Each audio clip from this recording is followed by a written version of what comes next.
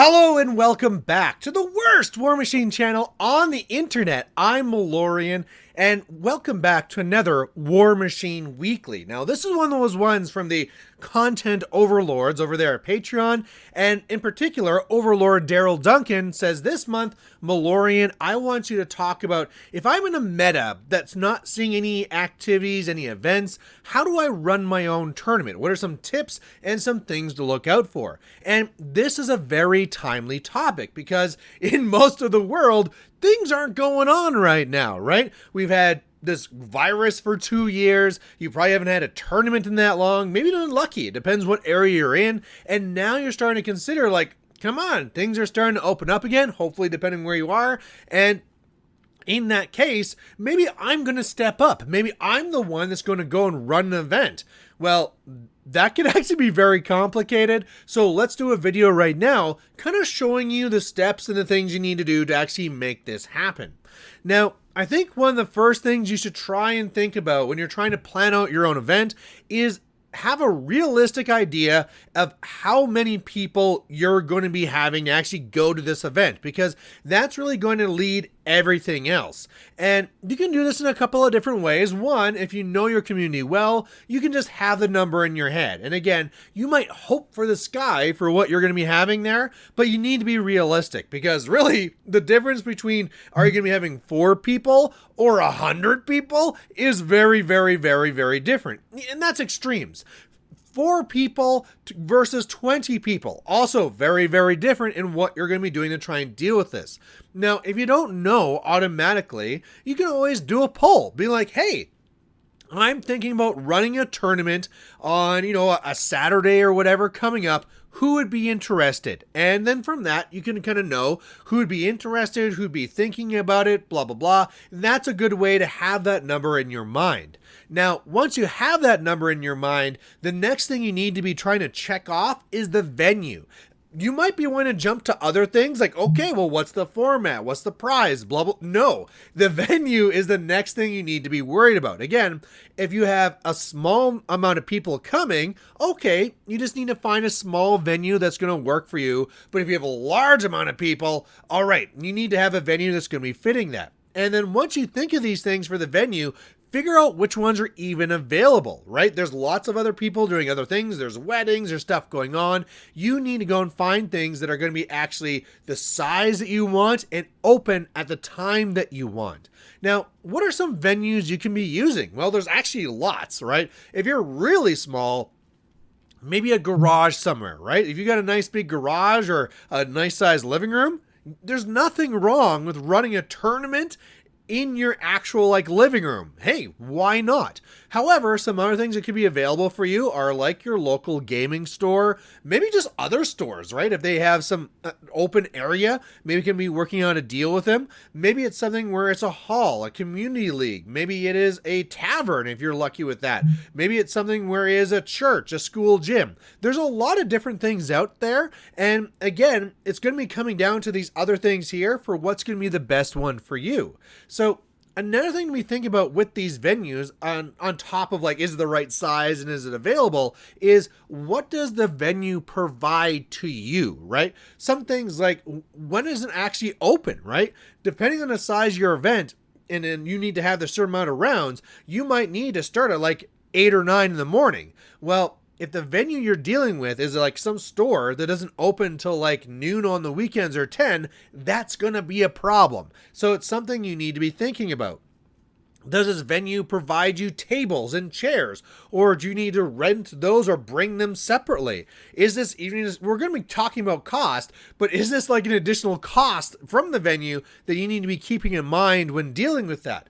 How about just food? Is there a kitchen you can use? Is it close to other places where people can be going for lunch? Is it just close in general, or is this going to be really out of the way for everybody else? So how about things is alcohol allowed? Stuff like that. These things are very important. And I really feel you should be trying to figure these things out for that venue. Now, as you're doing that, another big part of this is going to be figuring out how much time you actually need. This will be depending on how many people you have coming. So obviously, if you have 4 people only. Well, really, that's only 2 games until you have 1 undefeated player, but it could be a round robin and you're playing 3 games. If you're having 8 players, well, then you need 3 games to get undefeated. 16, you need 4 games, on and on and on and on.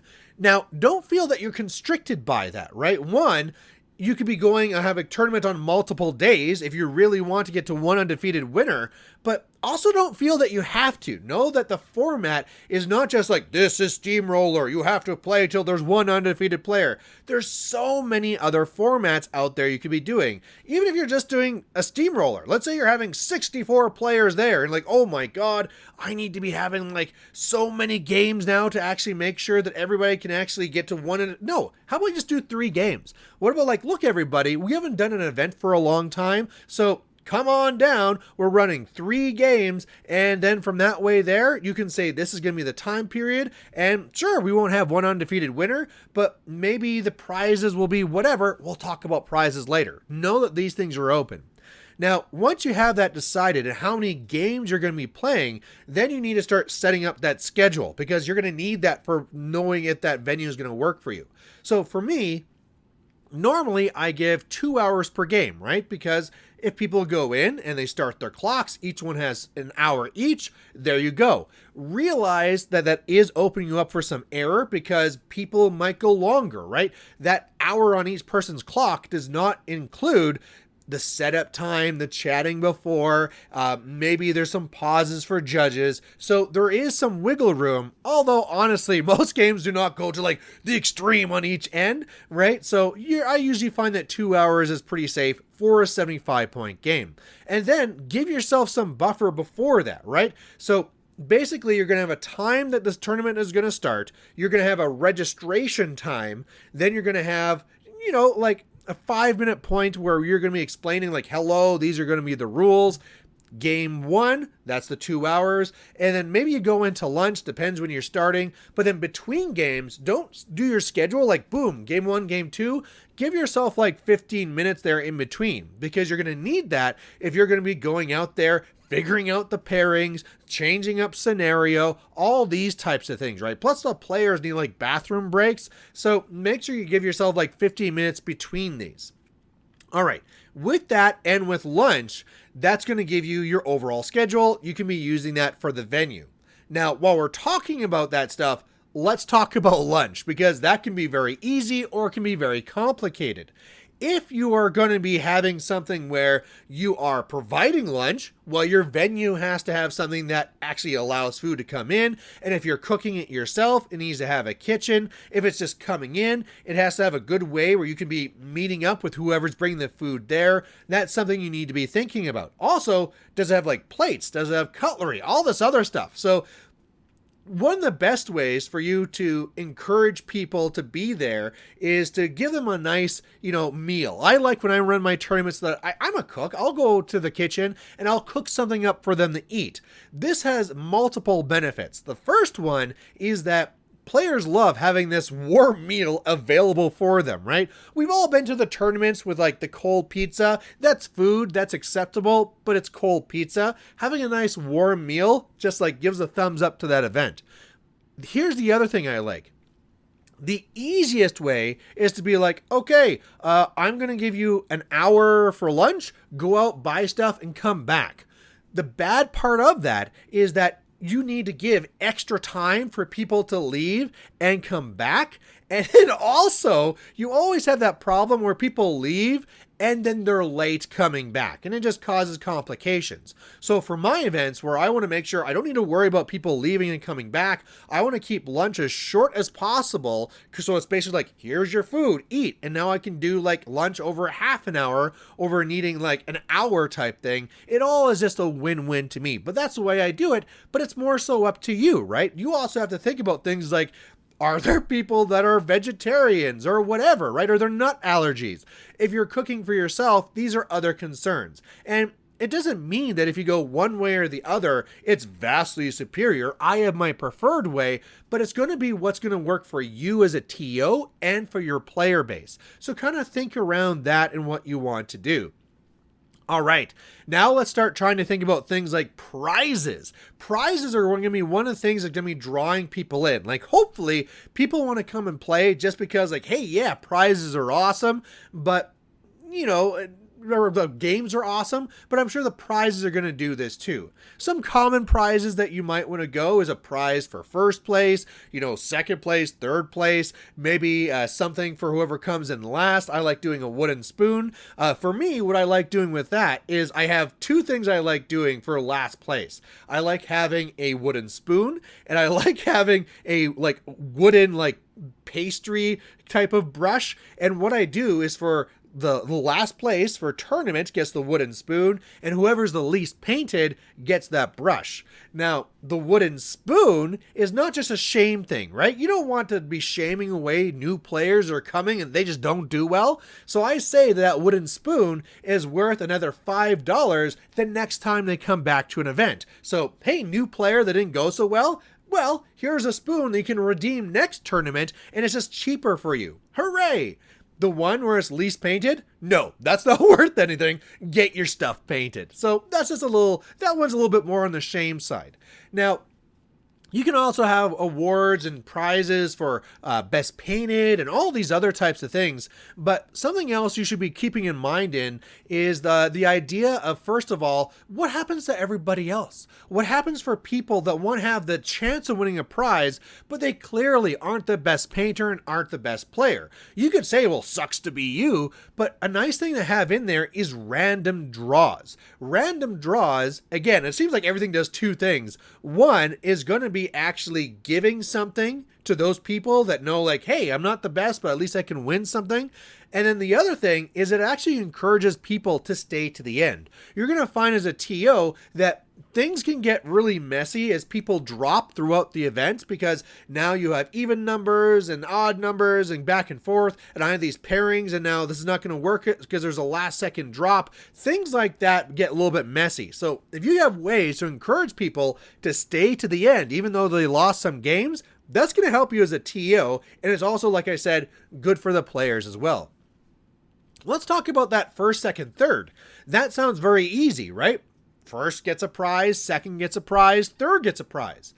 Well, what are you using as a tiebreaker? Are you doing top table? What top table means is that when you get to the end, whoever first place is playing against, the undefeated winner, well, whoever they beat, even though they might fall down in the rankings after, top table is going to be first and second. Are you going to use that? Are you going to be using something else?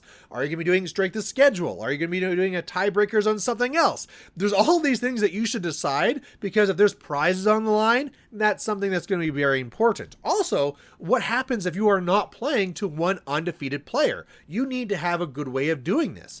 One of the ways that I'm actually liking of doing this now is that if I have a tournament that can't go all the way to the very end, having a prize for whatever is going to be X and 0, so the players that go undefeated, and then maybe you also do a prize for the ones that go X and 1. It kind of depends on the size and all that type of stuff, but that might be a better way to be thinking about the way that you're doing prizes. Maybe you go just everything is random, right? Everything's going to be fun. It doesn't matter if you win or not. It's just random prizes. There's nothing wrong with that. Again, much like how you could be doing different fun formats, the way that you're doing your prize system can be diversified in many different ways depending on what you're wanting to be doing. In fact, I'm going to say that you should actually alternate these things. You're going to probably find that if you have a healthy size gaming group, not everybody is the same, right? There's some people that likes more competitive stuff, people that like more fun stuff. I would alternate. I would have like one very competitive tournament one month, and then next month it's a team thing where everything is just like random prizes, right? And go back and forth so that no matter what type of players you have, there's something there that they're going to enjoy. It's not like, well, I like Warmachine, but I'm more casual, and all they do here is hyper competitive, where like only first place gets a prize and nobody else. You know, So you want something for them, but there's also the other side where like, look, I just want to come in and compete and I want to have like some trophies to put on my shelf, but everything's always just random prizes all the time, right? Even the fact that what is the prize going to be? Is the prize going to be a trophy? Is it going to be a plaque? Is it going to be money? Is it going to be product? What is it going to be? And it might be something where, again, you could poll your players and see like, what are you interested in? So these things are very flexible and very much up to your own way of being a tournament organizer and what the players are wanting themselves.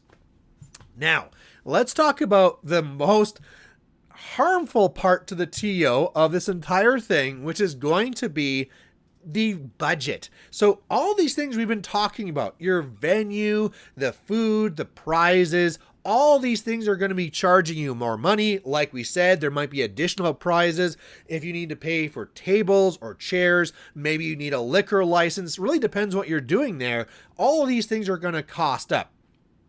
And then after, hopefully you don't go into debt. And when I was first running tournaments, I was very happy to run them at a loss. I was like, I just want to do this for the community. And then as I started adding things up over the years, I was like, ooh, that's been kind of harmful. And so obviously, if your costs are going to be this, well, then you are going to be needing to get that back from the players. So you need to try and budget how much you need to charge, right? So what I normally do when I'm trying to do this budgeting is that I usually say that if I'm cooking for the players, I can usually pretty easy do that at a cost of about $10 per player. Again, depending where you live in the world, this could be very different for you. But for when I'm cooking, I can very easily, for doing food and drink, do it for about $10 per player. I then also like then for that last part, whatever else is going to be extra in that cost, that's going to be covering the venue and the prizes. So depending on how many players I'm coming or I'm expecting to come to the event, I am then going to need my venue and all that to be added up so that when I divide it up, this is what they pay. And it's not a fun thing. It's math. It's something you need to deal with. But if you don't do this, this is where you can be hit for a very huge charge at the end and be like, oh, man, like that hurts because, you know, I told everybody it's going to be a $20 thing, but food turned out to be a little bit more expensive. Maybe I had some drops, and that's another thing there too. There's going to be unknowns, right? Maybe the food, as you're like, oh, I had this plan for $10 per person, but wow, prices went up locally or whatever for what you plan to do. I forgot this part, prices went up. Also, there's the drops. I thought, or maybe just not drops, not as many people signed up as you planned. And that number goes back down. And it's like, wow, I'm not going to be getting this income anymore. That's a real problem. So give yourself a buffer. Normally, I give myself a buffer so that if I have 2 or 3 people drop, that is my break even. And that everything past that could be profit. Now, while we talk about that, let's talk about the idea of running events for a profit. I know players who have done that in the past. They literally run tournaments with the goal of raising money, right? They're not doing it for the good of the community. It's almost like a second job for them. They're like, hey, there is a service to be provided here. I can make money from it. Let's do that. Now, this is obviously providing still a service to the players. They were great events, blah, blah, blah. But when the players learn, like, wait a second, you're making how much money off of me? There's a real negative thing that comes out there. So do be prepared for that. I do not really recommend that you set up tournaments where you're making large amounts of money unless it actually has a purpose. So for example, maybe you're running this tournament so that, look, we are doing this and I am going to be having this profit, but look, I'm going to be using that profit to be buying more terrain, to be buying more mats, to be buying whatever. So it's like more of a reinvestment into the community. Back when we needed clocks, we did a tournament where like, look, we're not giving you food. We're trying to make as much money here as possible because we need to get clocks because right now all of us are just kind of like scrounging and using stuff that we have. That's perfectly fine as far as the community is concerned, right? They love seeing that reinvestment. But it's just really something to look out for. And it's a really hard line to really be covering, right? On one side, you have the player saying, you should not just be making a bunch of money off of me. And on the other side, it should not be expected for the tournament organizer to be losing money. And on that side, I would say that if you propose a tournament and you're like, okay, I've done my budget, as long as I have roughly 20 people playing, I'm going to be okay. And then you see that, oh, people are just really worried about COVID. They didn't want to come out. Maybe whatever happened. And I only have like 10 people signed up. This is going to be awful. Cancel the event. That is probably the best thing to do. Do not take that loss, right? Or maybe you can quickly slide and be like, okay, we were going to be going to this venue, but now I'm going to have to just cancel that one. And we're just going to run it from a living room now because I got to make this work for me. Do not just shoulder that huge deficit if it comes down to that. But then again, that might not be an option. So when you're dealing with your venue, your cancellation opportunity is something you should also know, right? Do I need to cancel a week before in order to get my money back? Is there a deposit I'll lose no matter what? That's going to be very important and should be something you're considering when you're making that buffer and how sure you are. How about something as well for when should you be charging your players? Because we were talking about all this risk and all this money. Should you be getting your money before the event or should you be getting it after the event or during the event? Well, obviously, if you get people to pay as soon as they sign up, it's very good for you. If people drop, if they're whatever, as a tournament organizer, you're safe. There's money in your pocket. Hooray for computer crashings. Anyway, what I have found for myself is that I find it a lot better when I get people to pay when they walk in. And the reason for that is because when I have people come in, I know they won't need their money back. So whether it's cash in hand or they're transferring me the money or whatever it is, that makes things very easy. Also, I know enough of the people here that if they show up, and it used to be a lot harder where people would be coming in from all over the province. And if I don't get the money right now, I'm probably not going to see them for another month. Now in this world of like where e-transfers are so easy, it's, like they'll probably just be like, oh, I forgot.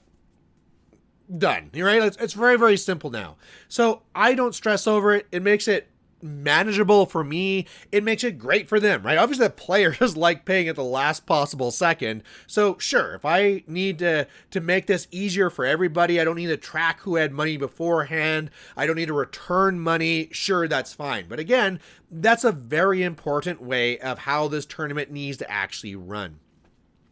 Next thing, let's talk about how the tournament needs to actually run, which is how is it going to flow in between, right? How are you going to be getting the information to them? How is this actually going to go? Now, what I would highly suggest is that obviously you find some time that you can get there early, the day before, whatever, set up all the tables, have it all easy to go. And also when you're setting up your tables, really be thinking about how are you going to be numbering them? Is there numbers you can actually put down on them? Is it just going to be basically like a straight line? You can say, look, this one's number 1, it goes back over to number 8. It's a line, people. You can figure this out. Obviously, the larger the event, the more important this is going to be. The largest one I got to was around 60 people, so a lot of tables and definitely numbers had to be out there. Also, how are you going to be communicating these pairings and what table you're at to them? Is it something where you're going to just stand there and be like, rah, rah, rah, and like yell it out to them? Or is it something where you are just going to like post it on a Facebook and then they'll look there? Are you going to be using an application like Best Coast Pairings? This is going to be very important. For me, I'm typically in a spot where normally now the ones are small enough that I can just yell them out. As I've had larger ones, I've posted them. I've also sometimes brought a large TV there so I can actually connect it to my computer and people can look at the TV and be like, oh, I'm on this table, off I go. Again, the way that you're going to be doing this is something you need to be thinking about. Also, how are you going to be actually going and figuring out pairings? Is this something where you're just going to be doing it with just the paper sheets? Is this something where people are turning the sheets to you? You'll make a pile of the people that won and the people that didn't. Later rounds, okay, this person's 2-0, 1-1, 0-1, shuffle, shuffle, shuffle, shuffle, shuffle, shuffle, out you go. I do it on Excel, right? There's lots of different programs you can do. We talked about things like Best Coast Pairings. I found that sometimes third-party programs fail, and I don't want to put myself at that. Excel has never failed me, so I just do it sorting there on an Excel. Plus, it can be a little bit easier to make sure that you're not going to have people doubling up on tables and opponents. One of the worst things as a TO is to be like, okay, I have my piles. It's now, later on in the day, so I have my 3 and O's, the 2 and 1s, the 1s and 2s, blah, blah, blah. Shuffle, shuffle, shuffle, shuffle, shuffle, shuffle. Table, table, table, table. I already played this person. I was already on this table. You're like, come on now. Okay, give me back your sheets. Like, playing on the same table is not the end of the world. As a player experience, it's usually better if you can keep the tables different, not the end of the world. Playing against the same opponent, don't let that happen. That is a definite no-no. Also, talking about that first round, make sure people don't play against like people in their own clubs. If you're a smaller group, okay, that's not gonna happen.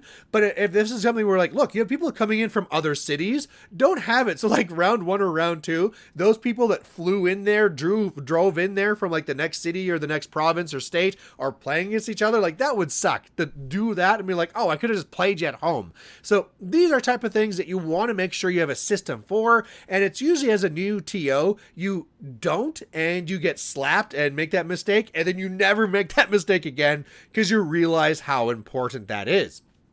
Another thing to be figuring out too is how are you going to be figuring out rule discrepancies, the judge calls. Do you know enough that you can be dealing with these judge calls? Is there somebody else there that like, okay, I just like running events, but this person over here, they just know all the rules. They're just a super keener. So look, whenever there's a judge call, we are going to have them answer it. Whatever system that is, you should have that in place.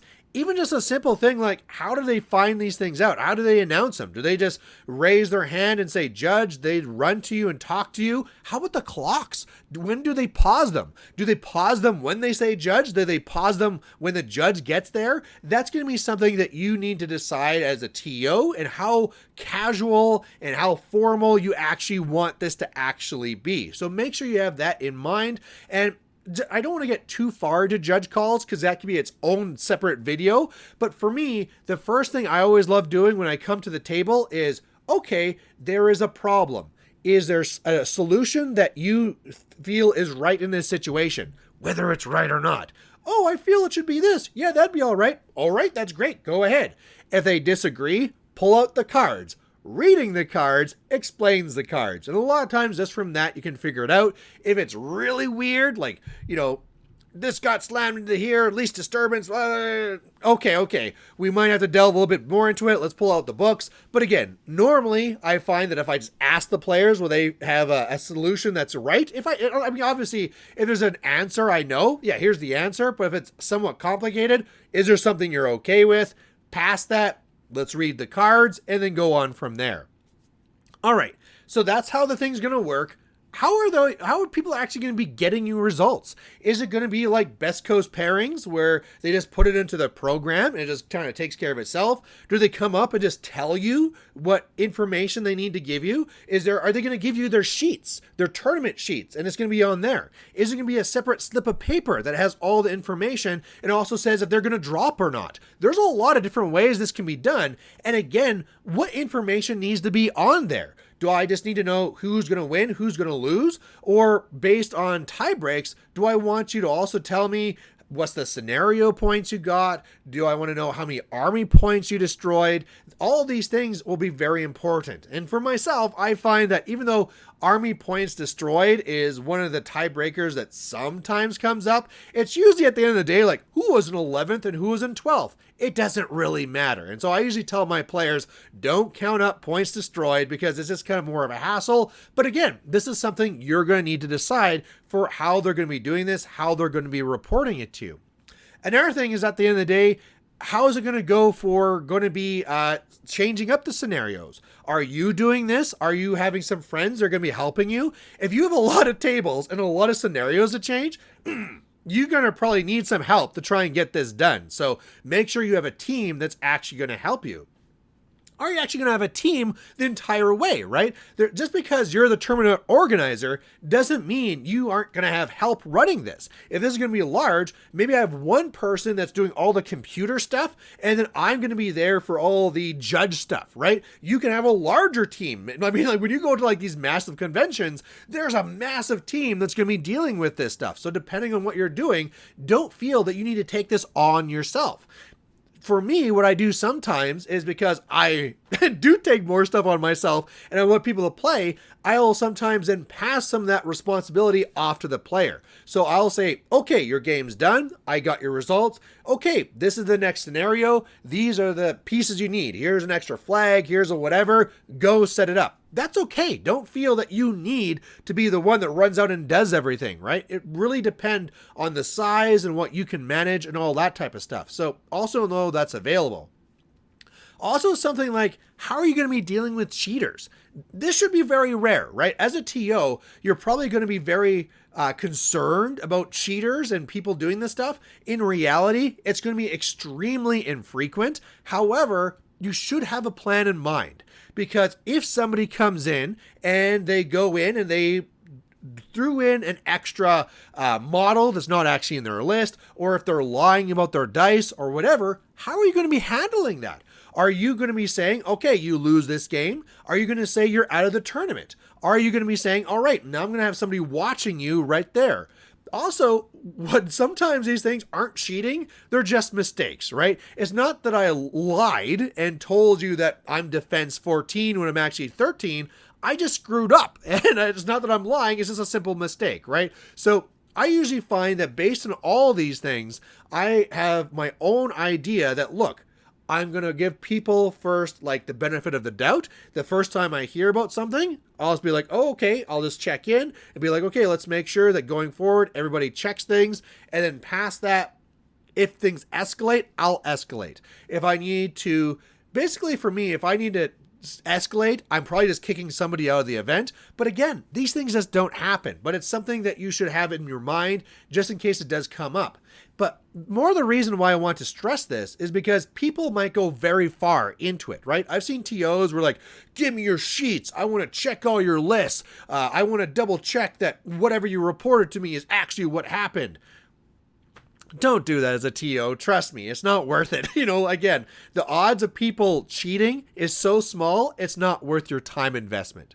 So otherwise, you're going to do this, your tournament's going to happen, you're going to give out the prizes, everybody's going to kind of leave, and that's it. However, I would say that you want to do one more thing after the event, which is have that self-reflection. Just like how after you might play your own tournament, your own game, you're self-reflecting on like, what did I do well? What did I do not so well? How can I do this better next time? Think of that for your event. Hopefully this won't be a one-off. Hopefully after this, you can be like, well, how did it go for timing? How did it go for budget? How did it go for any confusion with terrain or tables or any of that type of stuff? And you can just do that 100% on yourself and think about it, but also feel free to put that back out as a poll, right? Hey, obviously, if I say, what's the feedback for the tournament, everybody's going to say, like, you did a great job. I want you guys to tell me 3 bad things that could be improved, right? Maybe not bad things. Just give me 3 things or ideas of ways that the next tournament can be better than this one. And then that way, you just become a better TO. You start running better tournaments. More players start coming in. It's just a win for everybody. So don't forget that feedback part of it as well. Otherwise, we've been talking about this a long time. This is going to be a bit of a mess up because hopefully that breakup with the computer I can patch together okay. But there you go. So thank you, Darrell Duncan, for giving this as being a content overlord. Everybody, thanks for watching. And otherwise, we'll catch you later. Bye.